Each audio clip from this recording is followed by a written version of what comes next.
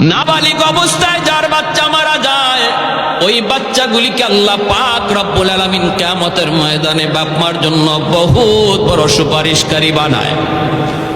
বাচ্চাগুলি আল্লাহর কাছে ডাক দেয়া কয়, মালিক, ও মালিক, তুমি আমারে দুনিয়াতে পাঠাইছো, পাঠানোর সময় আমার মা কত কষ্ট করছেন, জান বের হয়ে যায় অবস্থা।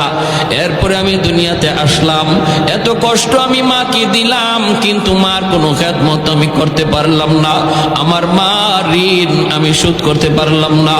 আল্লাহ, আজ যদি তুমি আমাকে জান্নাতে দিতে চাও, আমার মা বাবা সারা জান্নাতে যাইবো না, হয় আমারে বাপ মার সাথে জাহান্নামে দিয়ে দাও, হয় আমাকে আমার বাপ মার সাথে জাহান্নামে দিয়ে দাও। রব্বুল আলামিন তখন বলে, বান্দারে, আমি আল্লাহর আদত হচ্ছে জাহান্নামীকে জান্নাতে দেওয়া, কিন্তু